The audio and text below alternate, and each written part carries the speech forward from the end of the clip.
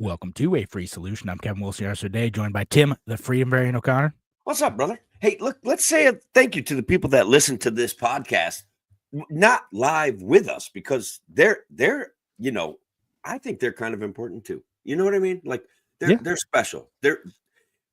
We do a little banter ahead of time, and then I think we forget to thank those guys we actually do have people that listen to us on Spotify, that check out our show on YouTube.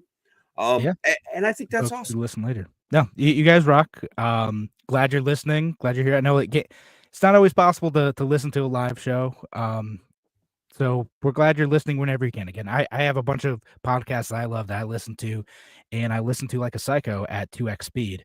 And if you're one of those, I hope that I speak slowly enough for you to understand me. Yeah, I'll try to speak extra slow, knowing that some people might listen to this at 1x speed.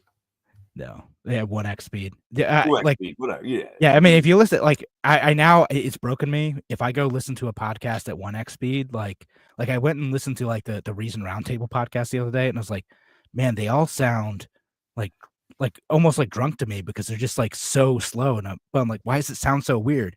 Oh, right. I'm listening at 1x speed and not like 2x speed. So they're just talking slow like down podcasts and listen to them at like half speed. Yes, you can. You can do that because I might do that because like when I'm on long drives, sometimes it's like I got to drive for like 3 hours to get to where I'm going. You don't want to queue up more podcasts, or just I want a podcast that I enjoy to last longer. You know, like particularly Brett Weinstein's podcast. Like I want them to be slightly longer than they are because they always end, and then I've got to try to find something to fill in the last 20 minutes before I get there, and I'm going 100 miles an hour down the highway, and it's like this really awkward time to change podcasts, you know, because then something will jump on that I don't want to hear anything of, you know, like Javier Milei talking in Spanish. Like I don't need that. I don't know why Spotify does that to me, but it does. That's it. I mean, Tim, there are ways to set up queues of podcasts, or I mean. Sure. But you're right. Safety first. You definitely shouldn't. And I never would change podcasts while driving on the highway. That never would do that. But you know, you can queue up stuff. But I mean, like you got a 6-hour road trip, just put on one episode of Joe Rogan and for like at half speed. You kids in your computer technology queue up stuff. What does that even mean? No, I have an app, and like you just say, okay, download this, and I can download like I don't know, like 5, 6, 7, 8 podcasts if I want to, and then like it'll just once one is done, like the next one will play. What? And so I can set up 8 hours of stuff. This is beyond the Freedom Variant's comprehension. Right. Yeah, like the beginning of this show has somehow turned into like podcast education for Tim. It may, you know, but I can't believe this is real. Like, what do you mean download podcasts? You got to listen to them through the Spotify app.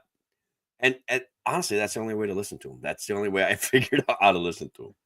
I mean, that's certainly a way to do that. And Spotify likes it when you do that too. But I have a different like podcaster app that you just download stuff.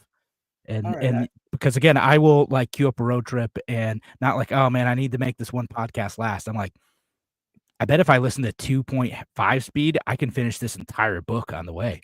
It's, you know, like books. Wait a minute, like books, 800-page book or something.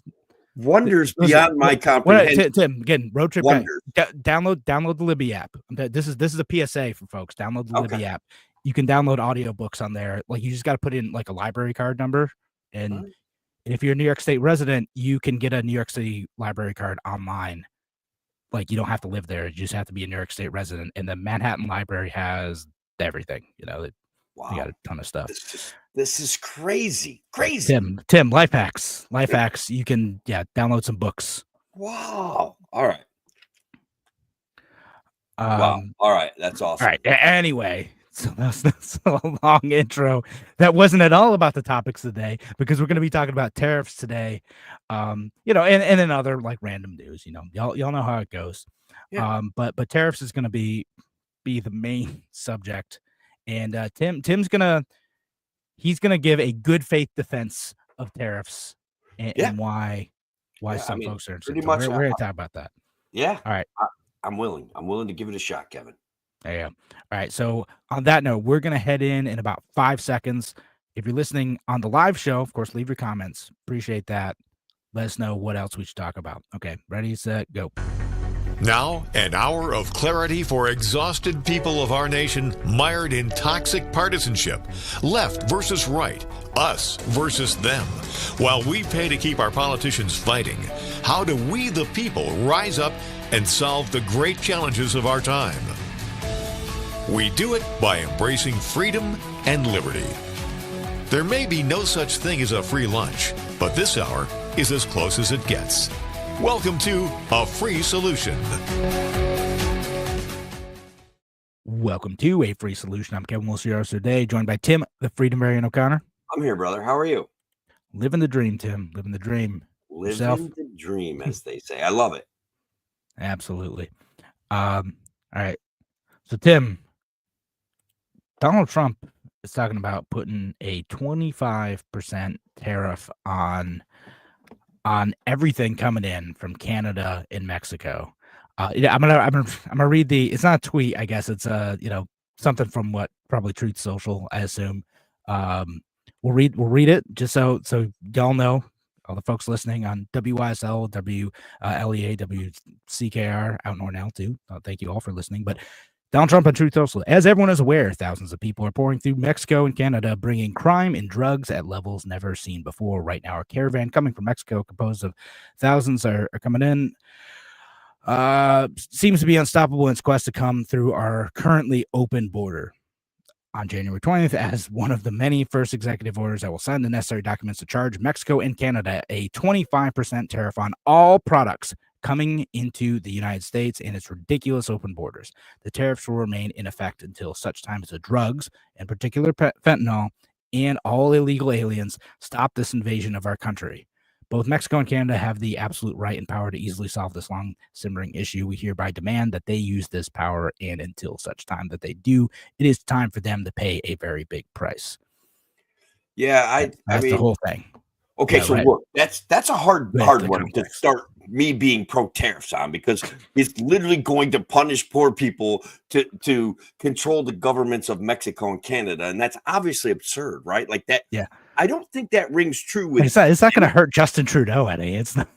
Well, he might slow down its grift a little bit, but yeah, for the most part, no, he's hurting.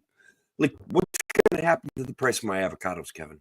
What is going to happen to them? Black market avocados. Time to stock up.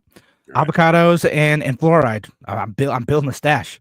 All right, so stocking up on avocados may not work. I've noticed that they have a very limited shelf life, and man, I might not be thinking this through. All right, no, I think you can stock up on them, but the problem is I don't know what they turn into, but they turn into something very fast that doesn't really resemble avocados anymore. No, it's like mushy. It's like a 30-minute window when they're ripe.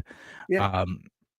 But anyway, so yeah, I mean, you came on. I put in the show that you're gonna defend tariffs, but like, so Donald Trump is saying that he's gonna use an executive order to pose a 25% import tax on everything coming in from Mexico and Canada, which is, of course, not just gonna affect avocados. There's a lot of produce that's made in Mexico. Like, the reason why you can buy strawberries all year long, which my toddler absolutely loves, is because a lot of that comes from Mexico. A lot of stuff is grown down there in the colder seasons when it can't be grown up here as easily. It's less expensive to grow down there. There's a lot of produce, like grapes. I think it's another one. Again, fan favorite in the household with my toddler. And stuff from Canada too. It's oil and gas. It's lumber. It's food products. There's all sorts of stuff that like are either things you buy directly or are inputs into like other things like home building or fuel. So yeah. So it's. I think it's, but if I'm mad about inflation now, this kind of feels like it's going to make it worse. I don't want to support those kind of tariffs. I have a different kind of tariff that I want to support, which is the good tariffs, Tim. Like the good taxes. Is Tim? I feel like that's an oxymoron, but I will say there's a couple of issues that normies out there, people that are kind of in the middle of the political arena, that libertarians being unable to effectively communicate with them about problems with tariffs when they can see benefits of tariffs that may or may not be real. When they can hear things like tariffs may spark manufacturing, when they can hear tariffs may save us money at might starve California's government just a little bit for their absurd import fees that they charge on cargo containers. Like, all of these things have potential to boost productivity. Like recently, Canadian Solar, that you guys have heard me talk about on the show before, that makes their solar panels in China, exports them to Vietnam, imports them from Vietnam to Canada, repackages them, and maybe adds like a couple like decals, then ships them to the United States, is actually opening up a manufacturing plant in the United States. Now, that's as a result of tariffs making it too expensive. Well, but too expensive to have them made in China. So when you see things like that, and normal people see things like that, they go, well, there you go. We're getting solar panels made here. The Freedom variant, and the least of many evils, my alter egos, knows that the tariff system is part of the problem, that is a pro-war stance, that interdependency among people who are into free trade can rely on each other to bring their best goods to market by serving their fellow man. Like, that is something that is very real to me. It's an extension of a belief. It's an extension of my personality, and it's me looking out into the world. Now, on that note, though, Kevin, I met a guy today. Well, I've known this guy for a little while, but I got a tour of his facility today when I went up to Connecticut to pick up some materials that I left on a job site. I'm working in basically this little corporate area, okay? And you could see that it's had better times, that it's had worse times. Some businesses are really killing it. Some businesses seem to be struggling to get by. And so what this guy does, and he's probably 10 to 15 years older than me, and I'm not a spring chicken. Like, he does metal stamping, okay? And actually, he doesn't even do the metal stamping himself. He makes the parts that stamp things into metal, like gun barrels, for example, okay? Gotcha. Like, and other heavy duty metal stuff. So he's got to make graphite, hardened steel dies that can fit in a roller, that can press numbers and registration serial numbers into metal, that can put advertising onto metal products of a slightly softer, even though like gun metal is pretty high level metal, this metal has to be incredibly even tougher and more durable. Right. So as you can imagine, this is a very difficult job to complete, that it requires certain specialized products that in the course of the last 3 years, Kevin, the price of some of his raw materials has already tripled. Through inflation, through California's ridiculous cargo container charges and fees, shipping across the country, including gas prices going way up. Right. And this guy knows metal, right? Like, he's like, this is not rocket science. Just no one in America can afford to make it right now. But if they start making it, the price of it will rapidly decrease. We can get it shipped to us from Amazon, and we don't have to worry about it coming all the way from China through California, all the way to the East Coast. Like, that's what's going on with this product. So it's, and I'll show it during the break, guys, but it's like a 4x6 piece of 1/2-inch metal that costs $150. It doesn't even weigh 2 pounds, right? It's just an incredible amount of hardened steel. I think he was telling me that it's called M4, but I don't know if that's accurate. Sometimes I get going around, but it's like a 5,000 square foot manufacturing facility that you can see has seen better times and more people working there. Now, he's doing pretty well because I think they can charge pretty good for their product, and that it is a rare talent to be able to take a hardened metal and turn it into a die that would print on other types of hardened metal. I think that intuitively requires we can all understand that, right? expertise. Yeah. So get it. It's him and his partner, and they have one other younger guy, and they have an office girl, and they're just the nicest people in the world. So this guy is, I wouldn't say he's anti-immigration or pro-tariff, but he's saying the situation right now is absurd.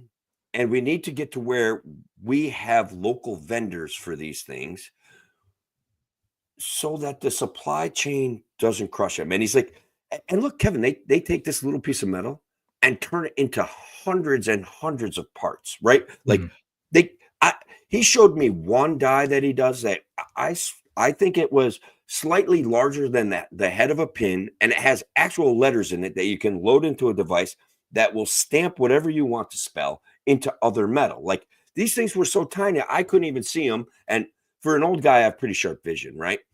But they're so tiny, you have to look at them through a magnifying glass, and all their work gets done by men, like by magnifying glass, and they're in there. This is like an intense kind of craft, like handcrafted kind of thing. And I'm like, well, why don't you just have CNC machines automatically just carve these things up? Don't they have stuff like that? He's like, oh no. He goes, when we go away, this goes away. You cannot get these things done on CNC machines. It is a craft specific, our machine specific style business. And so and I'll say, like, there's so many companies that do stuff like that do like specialized manufacturing that like it barely exists anywhere else in the world. And like there's so many companies like that's what the US is really, really good at nowadays, is that type of manufacturing. It isn't like the mass raw material manufacturing of like raw steel type of stuff, like which we still do here, but it's like that type of thing that requires a lot of skill, a lot of expertise, a lot of training, and like you end up making like these really high-end, well-crafted products, right? So I'd have a few questions. If you know, obviously I'm not talking to this fellow, and he seems like he's running a great business. But you know, you talked about like the price of steel going up, one of his inputs going up. Part of that may be because of the steel tariffs that were implemented by the Trump administration last time, and then kept in place by the Biden administration. I agree. It's probably a factor in things going up. And in terms of local supply chain, the challenge with that is, like, again, if you have local supply chain, that's great. But to me, if you have someone from Canada who can make a good, high quality, like, you know, input, like steel or lumber, whatever, and you can get it from there, and you know, and it might be like in Ontario or something, so you're not even going as far with it, so you might save on like the logistics costs of getting it over to you. Like, why wouldn't we want to make that as easy as possible? In fact, Trump implemented a free trade agreement with Mexico and Canada, like the continuation of NAFTA after that was an MTUA that made it easier for those types of goods to come over the border, and you know, for American companies to be able to source that stuff from Mexico or Canada. And being able to have a resilient supply chain. So say this is what happened, like with the baby formula stuff, right? Yeah. Like we had just a couple places that produced baby formula in the US, and we could not import like baby formula from anywhere else, from Canada, from Europe, wherever.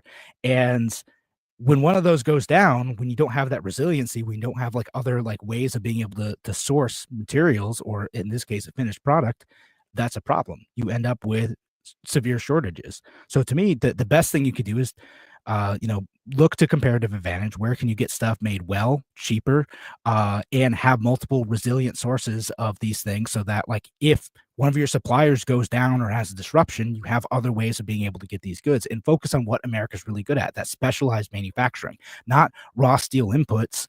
Like, don't make it more expensive to get those materials from other places if they can produce them cheaper and with sufficient quality to, you know, meet your standards. And if they don't, then yeah, there needs to be like the development of like domestic production facilities, and there'll be people who want to buy up that higher quality product. And we're seeing that, you know, in terms of like, and unfortunately with massive subsidies, I think would have happened anyway with things like chip manufacturing, right? Which I think was going to be a need anyway. The companies just saw like, oh yeah, we need to build this. We totally can't do it without the government's help. Biden, please give us billions of dollars. I do see a big problem with that. You and I have talked about that on many shows. A couple of other areas where he basically pointed me in a direction where they have supply problems is like, he's like, this is making this steel is not particularly rocket science. He's like, U.S. Steel could make it in Pennsylvania. It's just that there's no demand for it because we get it from Canada already. And to manufacture requires a certain heat process that may in fact be somewhat regulated out of a U.S. manufacturer's ability to make it. So we've got a couple of conflueting problems, which is not I a word, think, but it makes sense. conflict. I know what you mean. So there's a bunch of things that are coming together here, and I would say, like, yeah, if that's the problem, like, focus on the regulations, right? Like, to me, when you need tariffs or protective taxes or subsidies to protect your industry because you've regulated out of existence, that's just a whole bunch of dead weight loss. Like, we're just wasting money by, like, making it more expensive to either subsidize or add taxes to these other goods instead of getting rid of what the core problem is, which is regulations are preventing these industries from being able to survive in the United States.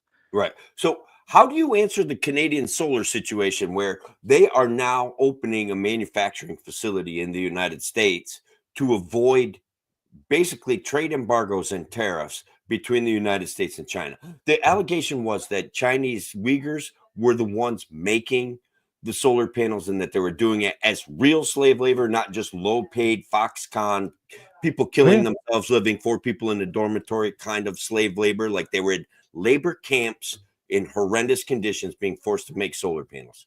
No, there's some terrible stuff. And I think that, like, in that case, like, I wouldn't say it's like a blanket tariff. I think it's like sanctions, like it's specific sanctions. Like, if you want to stop a specific bad behavior, either intellectual property theft, which is a very serious issue with, like, Chinese companies, or slave labor, and you say, yeah, okay, we're not going to allow the importation of this product because it's made in such an unethical manner that, like, we want to use government power to stop that behavior.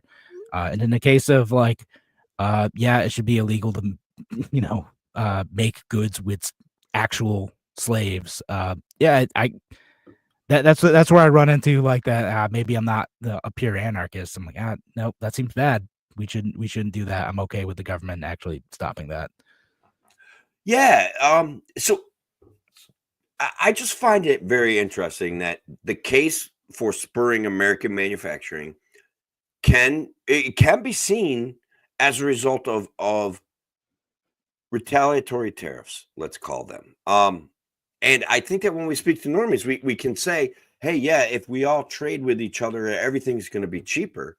But we have to face the fact that, like, Mercedes-Benz built a plant in South Carolina because the threat of tariffs. Like, well, it's not all those plants, like Mercedes-Benz, Toyota, moving down south, like, part of that isn't just like the tariff side. I mean, like, yeah, there are some tariffs. It was on, part like, of it, right? Like, because there's an expense there, but also, like, it's also just cheaper, because then you're not shipping cars overseas, and sometimes it's cheaper to just make it domestically. You have, like, a talented labor pool in the U.S. who can maintain, like, the complex machines to be able to have a modern day assembly line, and then you have, like, a domestic market without, like, tariffs. But I don't think that. I think in absence of the tariffs and, like, things like the chicken tax, we won't get into it, but look it up. Yeah. I think what you'd get in absence of that, you still have domestic manufacturing. You still have, like, foreign car companies, like Korean, Japanese, European, producing in the U.S. The difference is that you'd be able to import some other like vehicles that don't have enough of a market in the U.S. to justify their own domestic production, like the Toyota Hilux, is that what it's called? Things like that, right? Which you can't import, like, in other, like, small, like, European trucks. Like, it's the regulations and the taxes that, do get in the way of us being able to enjoy other goods. And it's just, there's no scenario to me where, like, adding a new tax onto something really makes it better. I think, like, the best case scenario, the best case I could make for tariffs is something that I'm gonna have to wait till break to do, because I only have, like, 30 seconds. So if you want me to hear, like, to steel man some of these tariffs, I will give my best case for tariffs in the break. So if you're listening on WYSL or WLEA or WCKR, then make sure you go find our podcast, A Free Solution. Go look it up. It's on Spotify. It's all over the place. Wherever you find podcasts, you can go find this. But we're going to be back in just a few minutes here on A Free Solution. Talk to you soon.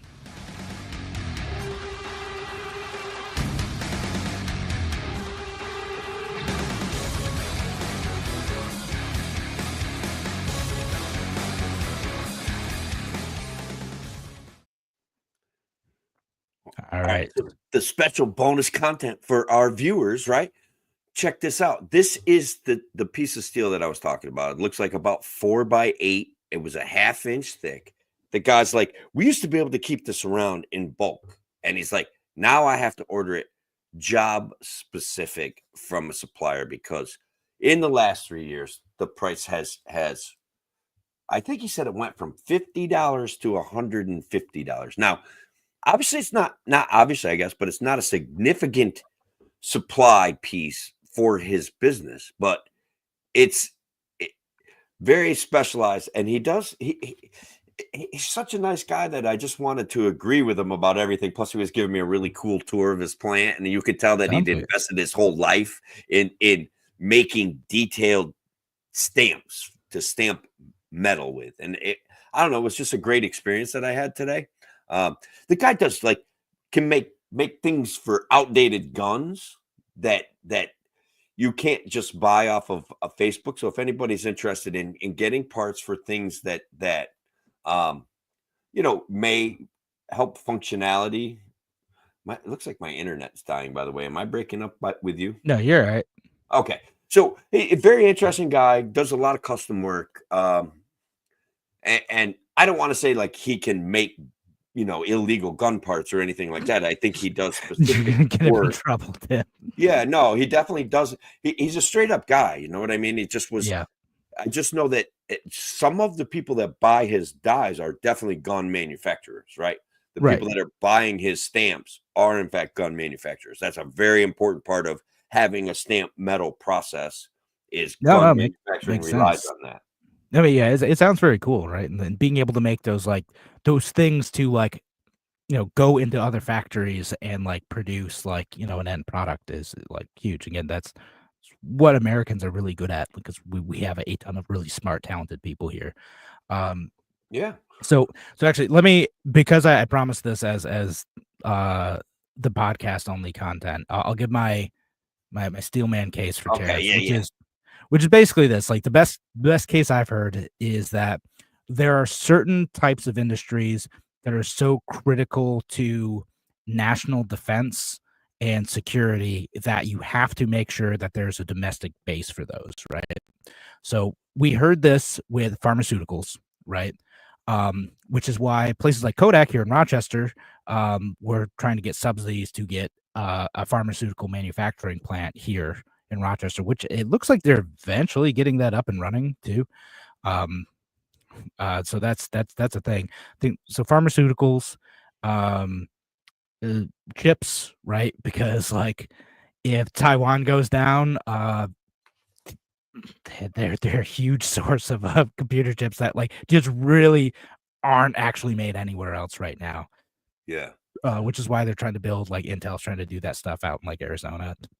But they have all chip fabs in upstate New York. It's a big thing. Again, government subsidized stuff. I don't know if it's necessary. And then the other one is the production of battleships too, right? The U.S.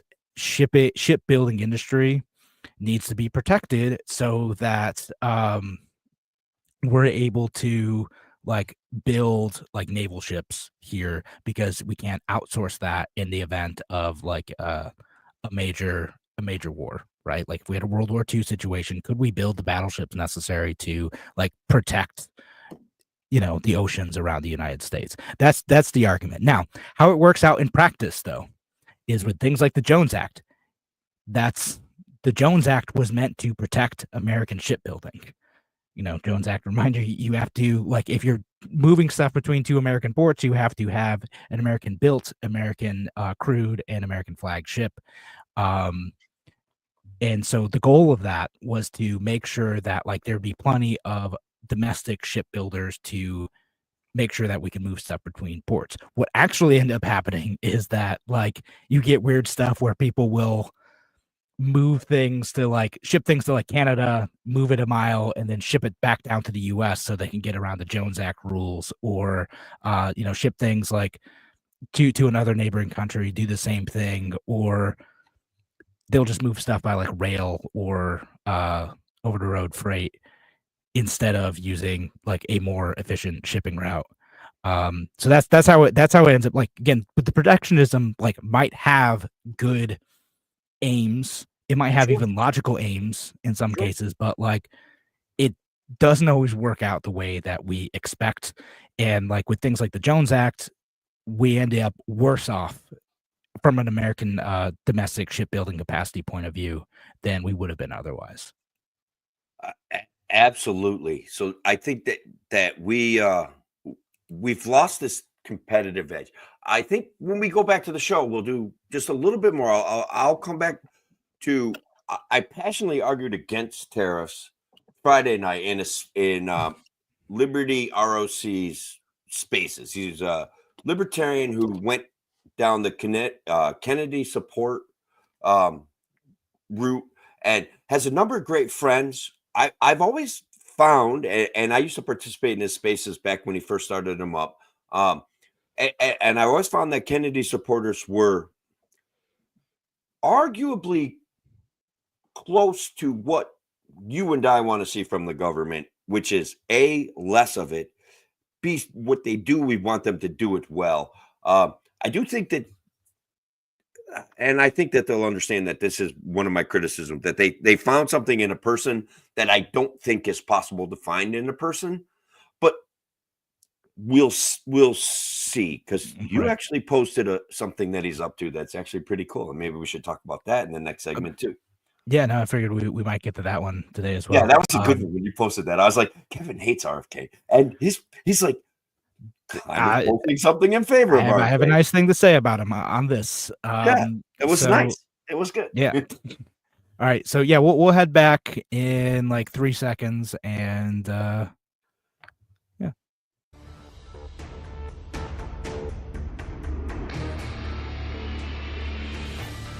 Welcome back to A Free Solution. I'm Kevin Wilson here today, joined by Tim, the Freedom Variant O'Connor. I'm still here, and once again, thank you to the WSL audience, the other people that are new radio stations joining us, the folks on X, the folks on YouTube.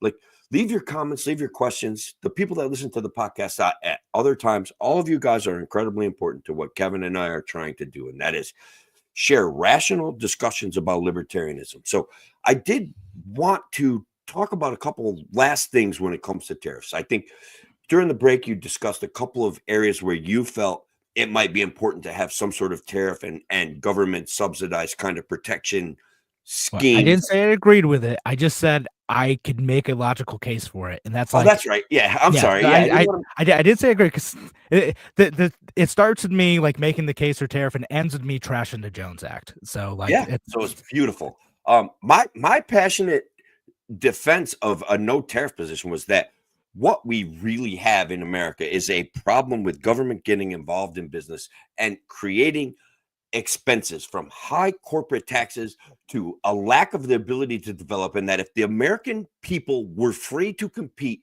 in an open market and take advantage of their skills and their natural competitive nature, the advances in robotics that we're making, that we would be, and we already are, a world-class clean producer, but we would be a world-class producer competing in markets and serving our neighbors. And that is the case against tariffs, that the government has other obligations that it could correct first, and we wouldn't need these tariffs. Like, tariffs are pro-war. They protecting me from a guy in China making me an iPhone is nonsense. I don't agree with it.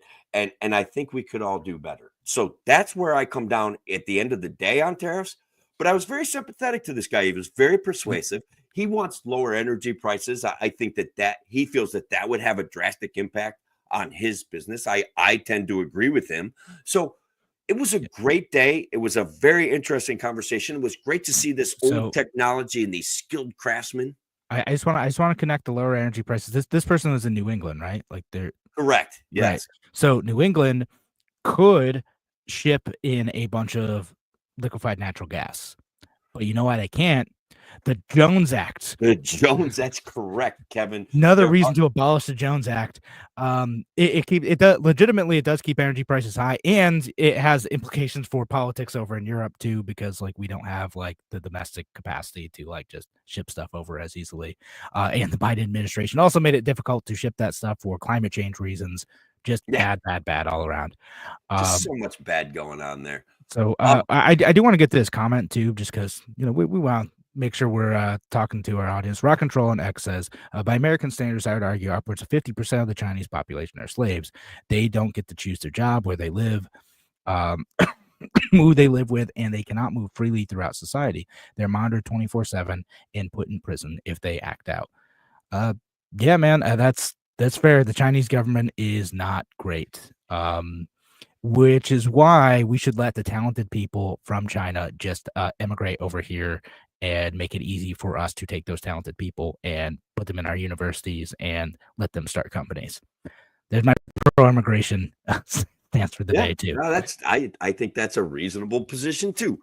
I do think that governments trade in fear and xenophobia, and I don't think that at the end of the day that the American people are as concerned with those things as the government forces them to be. That if they could take these failing immigration policies that just set us at each other's throats and make them sane, we could all just be like, all right, that's chill. That's cool. We could.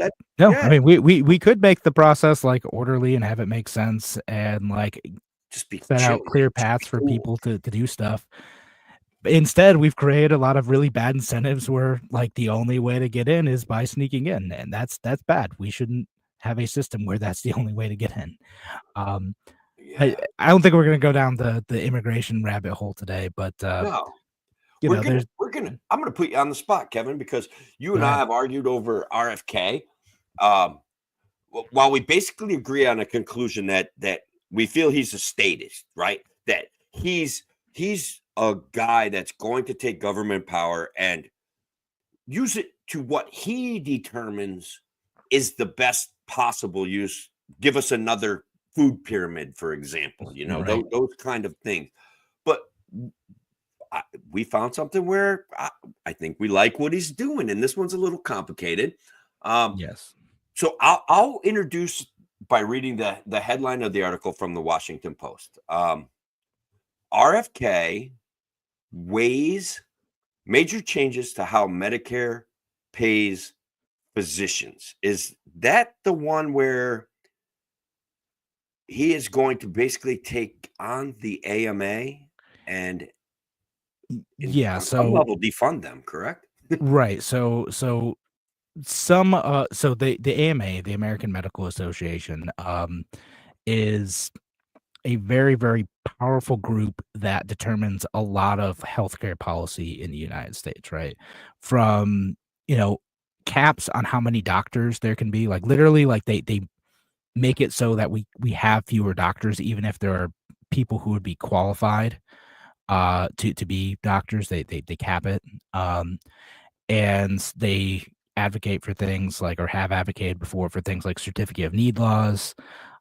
And then they also like participate a lot and own like these billing codes that Medicare uses, right? Yeah. So it's like an intellectual property thing, right? Basically. So like they set up all these like systems like for how you code and categorize different medical procedures and how like the billing works and everything. And then they make money off of that, right? Which they then use that money instead of helping people further protecting their industry from any change, innovation, or disruption. So and a lot of the revenue comes from the government, because like the biggest single payer of healthcare is the government's Medicare, Medicaid type of stuff.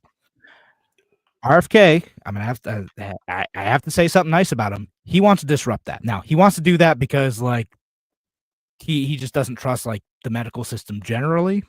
But I don't really care what his reason is in this case. He wants to disrupt that system, and I'm okay with it because it needs to be disrupted in this case, because it breeds a lot of corruption. It breeds a lot of like stagnation, and like we need to move away from a system that doesn't allow innovation in healthcare. It doesn't allow like doctors to set up their own practices and to grow. It doesn't allow more people to easily become medical professionals. And I'm not talking about like a lowering of standards. I mean like literally just like putting quotas in place. New York State has quotas like in place of how many doctors can start fresh every year, and they'll change it based on the number of doctors that are retiring. It's a tiny bit of absurdity. Like Yeah, it's basically it's kind of like price controls, right? Like it's a Yeah. way to make sure that like doctor salaries remain higher. So like a lot of doctors are like, oh sure, I want my salary to remain higher. Why would I want more competition in here? But like as a consumer point of view, we would like the healthcare to be cheaper. We would like it to be less expensive. So like, yes, innovation, yes, more doctors, more medical professionals, more nurses, more like ways of having like nurse practitioners and techs be able to provide direct medical care. All this stuff is great. We would like more of that because like then we can get our medical needs met at a lower price. And maybe after that start to disentangle the insurance system too. Which is a whole other can of worms. But Look, it's a big job. There could cause disruptions that will cause lots of criticism, but I think that this is an interesting approach from a guy that says he considers himself a libertarian, Kevin. yeah, he does. I am skeptical of that claim. This is possibly the first thing.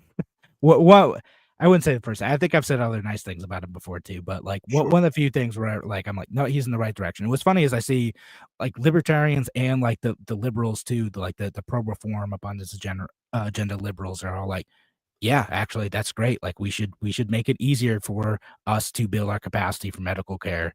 And a lot of that is getting rid of these like interest groups that provide protection at the cost of consumers being able to get medical care cheaper and better.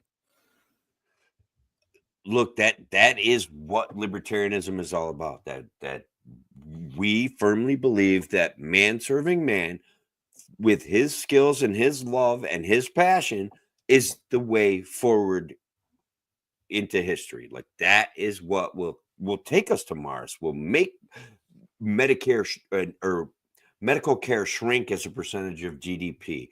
Those that will leave value in the hands of the people, perhaps even extend our life expectancy in the United States, which is interestingly low, especially compared to other countries. So, Yeah, I know. We talked a bit about that last week too. yeah, And again, so I read up about this a bit more, and basically, from what I could say, just to continue our conversation from last week about like seed oils and stuff, is from what I can tell, the reason why seed oils are associated with like things like obesity is because they're often used in things like cooking fast food, and so mhm, it's probably more likely the consumption of a lot of like high fat food more than like the seed oils themselves that are providing the link to obesity, which is a legitimate problem. Um, you know, that is worth talking about. I don't think obesity is not worth talking about. I just don't think that the government should necessarily be dictating with force any of my diet.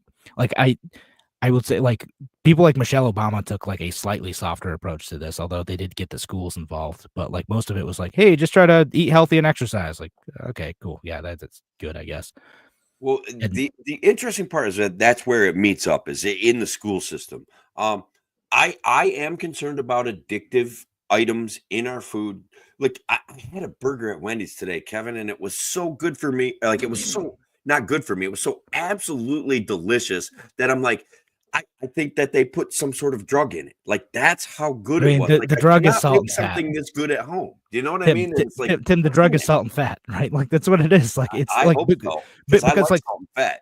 salt, like people are driven to consume both of those things because historically they were scarce. So yeah, when you can get your hands on some like fatty meat, like your body's like, heck yeah, like eat more of this because we don't know when we're gonna be able to eat next. Yeah. Which is why drugs like Ozempic are pretty cool. Mhm. To use the brand name for that the category of drugs is because like that like kind of addictive impulse, like it just kind of like dulls that a bit and just says like, nah, maybe you don't actually need this. Yeah. Um, and then you kind of just start wanting to eat healthier because you don't feel like you need to turn to like the salty and fatty and sugary foods I out think there. arguably I'm comfortable with fat and sugar or fat and salt. I'm less comfortable with sugar and it's all of its myriad of forms. I think that that's a carbohydrate that or a energy source that allows your body or encourages your body to build fat. And based on my life experience of cutting way back on sugar, it was a success. I mean, like I Yeah, said, I I was mean, very you proud. probably should do that. Yeah. Yeah, like my whole thing is like we don't need to ban high fructose corn syrup for that to happen.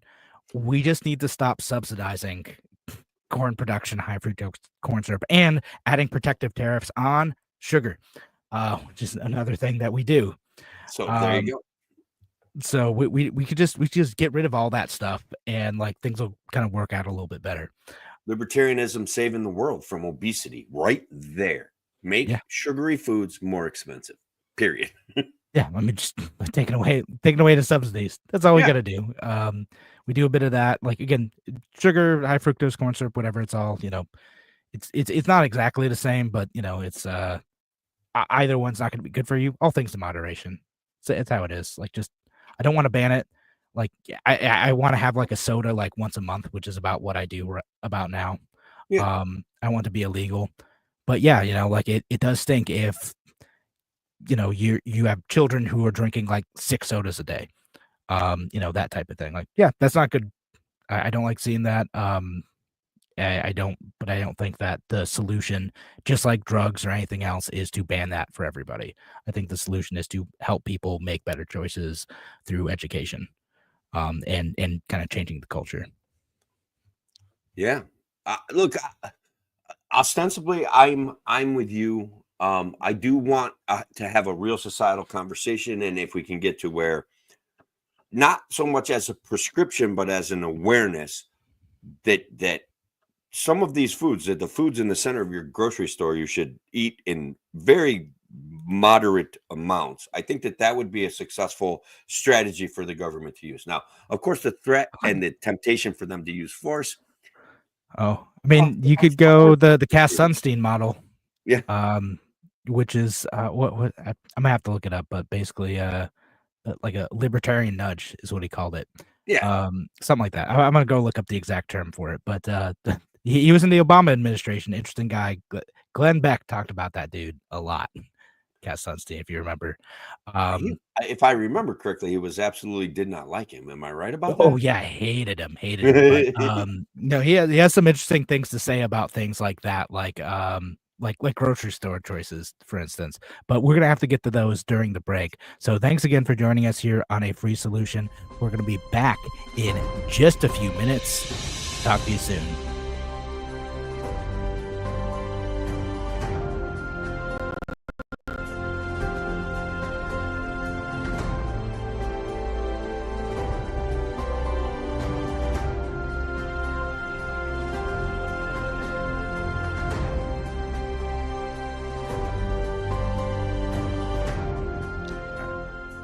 Played that for a minute so I could look up the Cass Sunstein book. It was called Nudge. Nudge is the book that he wrote. But basically what he talks about is improving health decisions by doing things like not banning sugary, fatty, processed foods, but by doing things like encouraging or incentivizing grocery stores to put them, say, like lower on the shelf or out of the way, or out of reach of kids, that type of thing, out of like view of kids, instead of putting like the sugary cereals at cart height, put those down. So like, which I have a little bit of mixed feeling. I feel like that's better than the alternative of like government just banning stuff, although it's a bit paternalistic. It's a bit paternalistic. The way he phrases a lot of stuff is interesting, but he just talks about providing better choice architecture to help people make decisions that are optimal. Now, are they actually optimal? They're optimal. Would it actually help? Like, what would really help is saying, don't bring your kids into the grocery store. And that's what the end result of that kind of system. I mean, sometimes you can't help it, man. Like I swear to you, I had this conversation with leave him in the car. Leave him in the car. That's all. Yeah, Tim, you may have raised kids in a different era. I'm just putting it out there. If I left my 3-year-old in the car now, I would go to jail. You can't even leave your dog in the car without people freaking out. It's weird. No, you can't. Like even for like a few minutes, people get upset. It's like 40 degrees out. You leave your dog in the car. A, it's not going to freeze to death. B, the worst thing that's going to happen is it's going to make a mess. And like, that's your problem, not somebody else's problem. They could just relax. But Well, it's just I did tell my parents that no, we're never gonna bring the boys into our kids into the store. We're just gonna use like food delivery services. We're gonna use Instacart and everything. We're gonna do that, and then like that did not last very long. Just No, got like it's fun to go to the grocery store. It's a little like you can teach them things at the grocery store. You yeah, can, that's you what it is. can, It turns into a learning experience. Like yeah, okay, we could talk about the foods. We'll talk about the different fruits and vegetables. We'll talk about like what ingredients we need to make a meal that the kid wants. Like it's like so it ends up being an educational experience, even if yeah. there's a dad, I want this like Reese's cups. I'm like, no. Yeah, no, Sorry, kid, luckily but I like to cook, so shopping was always like, all right, you can have one of those things, but that's just one. Like, like the snackables, which Kevin, they recently pulled off the shelves in response to RFK getting like perhaps that, in response to RFK getting nominated to be the health and human services person. yeah. I, All right. what Yeah, this comment's been up here for a little while. You could read that comment from X. Go I ahead. went, yeah, it's SAM from X says, would you trade taxes for tariffs? Now, I would.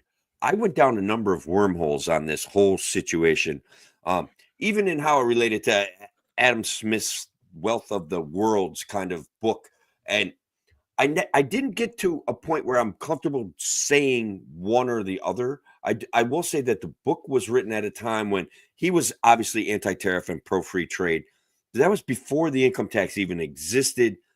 Um, so I would consider it. That is probably not what's going to happen. And I don't know that No. it's feasible in this day and age to say what the government is going to do is trade tariffs for taxes. An interesting promise. It's an interesting concept. I'd Yeah. like anything that discusses lowering income taxes on the chattel slaves of the U.S. government, and that's the middle class. Right. So yeah, I too am skeptical that we're going to get higher tariffs and in return we'll get lower taxes. Tariffs, the way that Donald Trump is proposing them, aren't really a good revenue generator because they're going to be so high that like the goal is to spur domestic manufacturing, right? Right. Which again also raises prices because without foreign competition, domestic manufacturing can raise their prices for stuff. So stuff's going to go up either way. There's Um, there's a major time lag too between the yeah, facilities that they want are massive. They're 40, 50, 80, 200,000 square feet. Like it does take a takes while. time to gear that up, So like years, not yeah, weeks, not months, like years to gear that up, to get the facility built, to get the 100%. yeah. So there Uh, are problems with this. I it have takes a while, and like Donald Trump talking about how Canada and Mexico are paying these tariffs. No, they're not. Like we pay the tariffs. We right. the American consumers would pay these tariffs. It's just But like we pay the corporate tax rates. We pay the cost of compliance burdens. We pay the cost of environmental regulations that have overshot their mark. We pay the price for a lack of ability to develop. We pay the price for occupational licensing. We pay those prices. yeah, Everybody pays those prices. and Poor and and people, rich people, everyone. and not just the direct cost too, but all the unseen, like lack of production, lack of building that happens because of the cost of the tariffs, the regulations, all that stuff. Yeah. But and going back to like the comment again, like as a revenue generator, if you're buying less of foreign goods because they're expensive, you're no longer going to be collecting revenue. So the government's still going to need other forms of revenue to be able to fund whatever it's doing. And It's sorry, war. Donald Trump is not at war. It's Yeah. war. It's that's a pretty big chunk of it. So Right. yeah, no matter in order to keep funding whatever fun activities that the government is putting out there, they're going to have other forms of revenue collection. Tariffs not going to be a replacement for that. And I will point out too that would you trade tariffs for taxes or taxes for tariffs? Tariffs are just taxes. They're just import taxes. That's what they are. Yeah. And libertarians like Javier Milei have been getting rid of them wherever Correct. they can. And he's kind of killing it right now. He So is. I got breaking news for our last segment, and then I got a bunch of other little articles that we can just kind of rip through and have some fun Heck with. yeah. That's how we do. That's how we do the last segment. That's how it goes. All Yeah. right. So we'll get back to the last segment right now.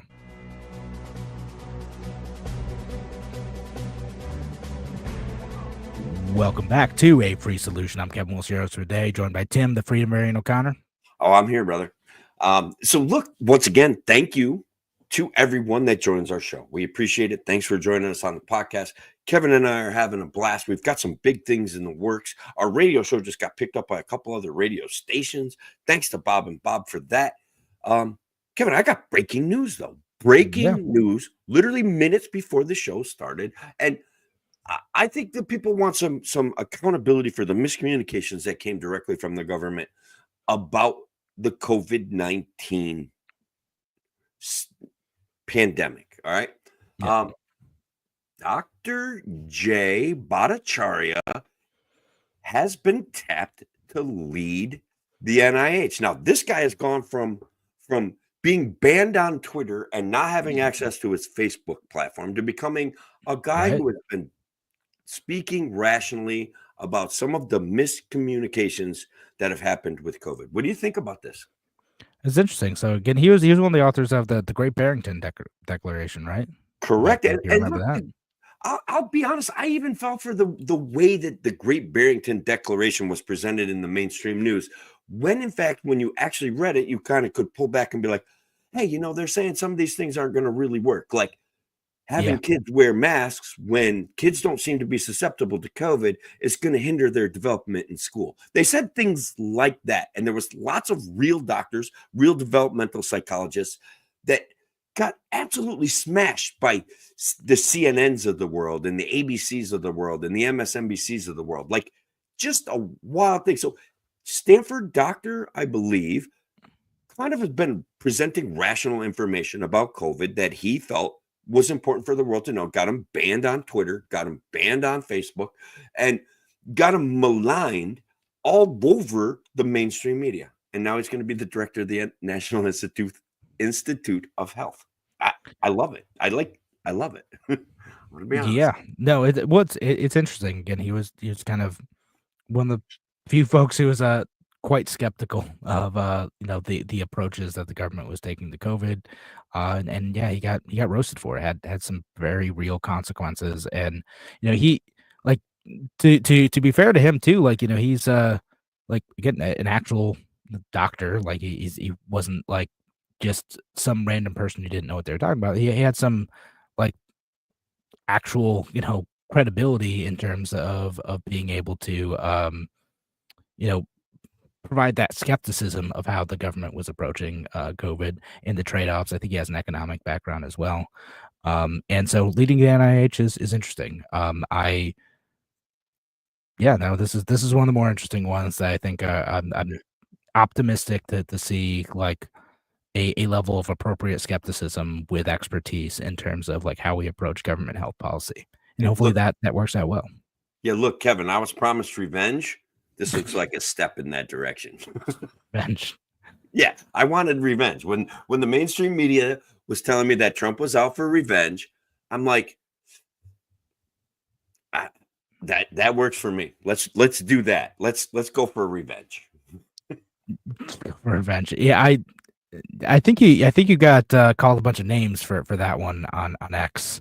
Probably. No, yeah, I'm not like I'm not really interested in revenge. Like what I'm interested in is like actually having competent like government and freedom. And I know like competent government to me is like government should be small and effective in the areas that they're going to do, which requires it to be smaller.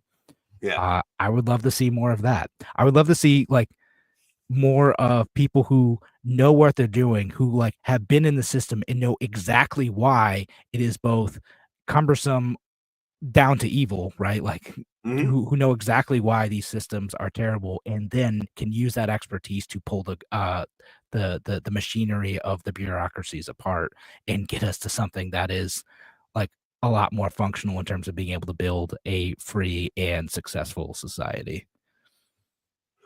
Right. No, I'm with you on that. So I think we covered this. I've got a question for you. This is going to have to go as, is this real news or fake news, Kevin?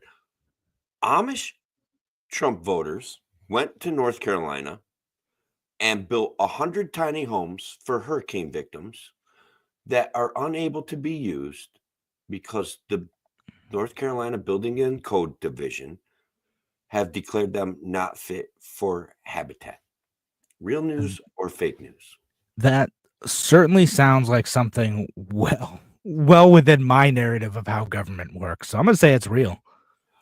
Arguably, I am going to say that it is indeterminate, that we are getting reports on X of it, that people are writing articles about it, that they are posting links to where anecdotal evidence where it happened, where these guys went in, set up a couple of little houses. They're doing it all over the state. There's about, I guess, 100 Amish guys. They're building them like one dude can build one in a week. So they've been there for like 3 weeks, and there's roughly 100 of them that are down there. So they're estimating that there's about 100 of these houses that are not able to be utilized by local residents because the government is standing in their way from staying in them.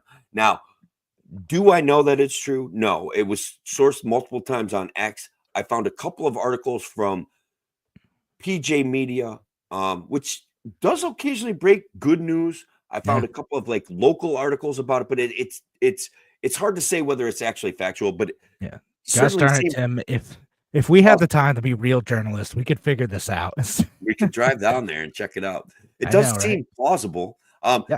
They do got rednecks building roads down there, putting them up on TikTok and YouTube, and they're just like, I have seen some of that. This road's been washed out, so we're going to take that hill down and we're going to drive that around, and then the road's going to be a little bit more windy, but you know what? They're going to be able to get to like Black Rock, North Carolina. You know what I mean? Like, we're not going to have to go 8 hours around that mountain over there. It's just like listening to the rednecks running machines is just beautiful, and they are getting it done, man. Like, they're just like, bring us diesel. We're going to be digging. You know what I mean? Let's go. That's fantastic. No, I love it. Like, if you had to wait for, the state or the federal government to get its act together to go and start building the roads, like, you're going to wait a long time. And if you have people who have the expertise to build these like relatively well, right? Like, yeah, you should be able to just do that. Be able to just, a dirt road is not rocket science, Kevin. No. Yeah. I'm like, it's like you're talking about dirt road here. Yeah. A flat space between here and there is not that hard to do. It's just not that hard to give me a machine. I can make a couple miles of road a day. You know what I mean? Right. Like, it's not a big deal. Yeah. So we're not talking giant steel bridges type of thing either, which, yeah, I mean, maybe you could do that too, but that's a little different. But so like a dirt road. Yeah. Why not? Yeah. So that one's a little bit indeterminate. But like we said, certainly plausible, right? Ancient Egyptians. We're going to skip right on to the next one. All right, man. Ancient Egyptians drank cocktails of psychedelic drugs in ancient mugs, research reveals. That sounds like clickbait to me. So I'm going to say that's fake. This is from Sky News, which is not known for being wildly just clickbait, right? It's a little National Enquiry, I think. But they couple of research scientists, they took a Egyptian mug from 2,000 years ago that was last used to serve up a cocktail of psychedelic drugs, according to groundbreaking research. University of South Florida professor David Tanasi used advanced chemical analysis on what's known as a Bes mug, cups left behind by ancient Egyptians, and it confirms, I guess Bes is an ancient Egyptian god or guardian, worship for protection, fertility, and medicinal healing, and magical purification, coincidentally. Tested positive for psychedelic drugs, bodily fluids, and alcohol. And I'm just saying, like, by God, those Egyptians had it going on, brother. They sure did. So, basically, based on the fact that it's Sky News, I'm going to rate this one as you believe in Sky News. All right. Yeah, why that not? Seems sure. Why not? No, that seems legit. So I got two quick stories. We got like 3 minutes left, but Okay. But slight progress on like occupational licensing reform. Pennsylvania Governor Josh Shapiro saying like, oh, we're gonna lower the time to do these permits. Business permit, 8 weeks to 2 days. New teacher certification, lowering it by 10 weeks. Cosmetology or barbershop license, 2 weeks to same day to get the license. New doctor license, 43 days to 2 days. Yeah. This is a good thing. And I know we have a Wait, hang criticism on. with Josh Hang on. Shapiro. I know. That's But fake news, Kevin. that's fake news. Yeah. Oh, you're calling it fake news? Yeah. Tim, it's real news. Some Democrats are starting to take occupational licensing reform seriously. They've realized how badly that they've screwed up. Now they're the Elizabeth Warrens of the world who are like clawing onto that wherever they can, and folks like the governor of Massachusetts had some permitting reform stuff that's wild. They like on the other end of the spectrum, not too far away, you have a permitting reform bill that has more money for community outreach and public meetings, and paying people to sue clean energy projects and adding more environmental review and assessments. And they called that permitting reform out in Massachusetts. Which is not the kind of reform we're looking for. And to point out that I've done some work in Massachusetts, and I want to be very clear, occupational licensing is a pretty big deal in Massachusetts. I want to be very, very clear. Like every business is like can grow exceptionally large if they have a certain type of license, because then they can get other guys that want to do that kind of work to work for them under their license.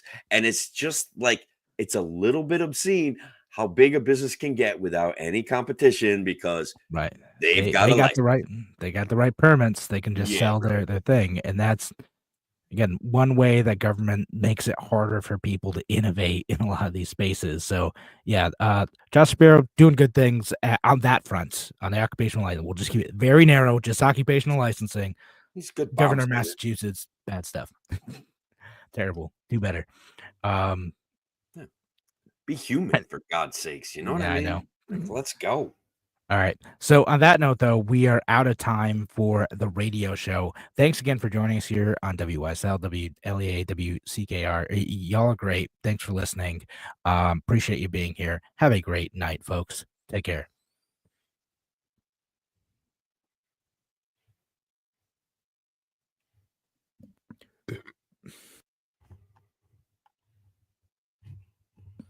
Six monkeys from that bio research lab in South Carolina. Did they find them? Still on the loose. Yeah, they got the rest of them back in. Last week it was like 24. Now it's down to 6. They just kind of wander back in because they got food in that place that they want. You know what I mean? They're like, we're not really chasing them around, because if we chase them around, that might scare them off. But they're out in the woods just like, talking to the other monkeys, and then they kind of come back in. So down to 6.